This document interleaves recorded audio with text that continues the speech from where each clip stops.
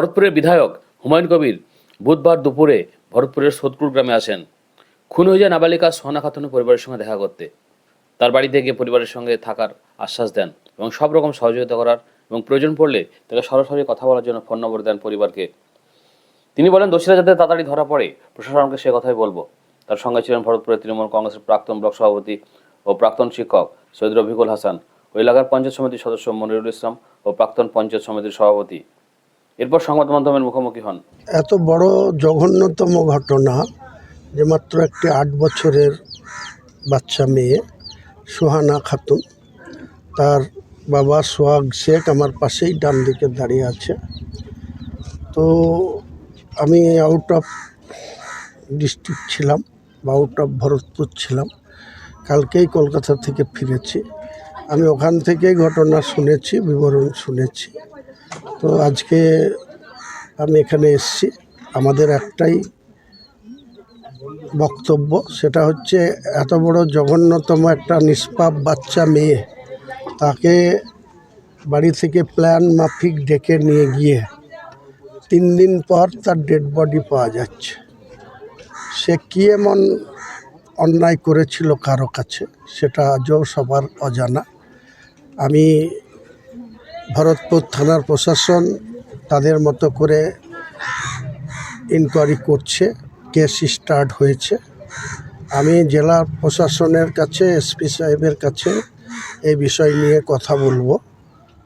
একটা কথা পরিষ্কার, যে এখানে কোনো রকম এই জঘন্য অপরাধের সঙ্গে যারা যুক্ত, তাদের কোনো রকম কোনো মার্সি করা হবে না, কোনো রিহাত করা হবে না।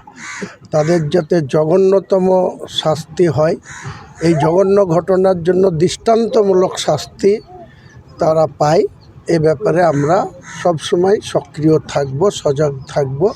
এবং এই 8 বছরের একটা সোহানা খাতুন মৃত্যুর জন্য যারা দায়ী, তাদের যত মাটির তলায় থাক আর যেখানেই থাক, তাদের খুঁজে বের করে আনা হবে। প্রশাসন সেটা করবে, এর বিশ্বাস ভরসা আমাদের আছে।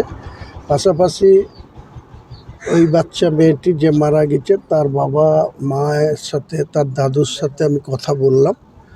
আমরা সবসময় এখানকার জনপ্রতিনিধি হিসাবে যে কোনো অবাঞ্ছিত ঘটনা যেখানেই ঘটবে, আমরা কোনো রকম অপরাধ যারা সংগঠিত করে বা করছে, তাদের সাজা পাওয়ার জন্য, যারা ভিকটিম হবে, যারা কারোর দ্বারা লাঞ্ছিত হবে, ধর্ষিত হবে বা খুন হবে, সেই সমস্ত অপরাধীরা যারা সংগঠিত করবে, তাদের দৃষ্টান্তমূলক শাস্তির দেওয়ার পক্ষে আমরা আছি, থাকব।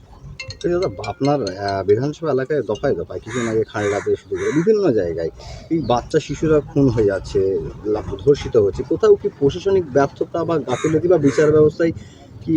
দেখুন, এটা প্রশাসনের ব্যর্থতা বলা যাবে না, কারণ কোনো সমাজের মানুষ যদি এত জঘন্যতম কাজের কেউ প্ল্যান করে যুক্ত হয়ে যায়, নিষ্পাপ বাচ্চাদের যদি টার্গেট করে, তাহলে তার জন্য মহান সৃষ্টিকর্তা আছে, উপরওয়ালা আছে।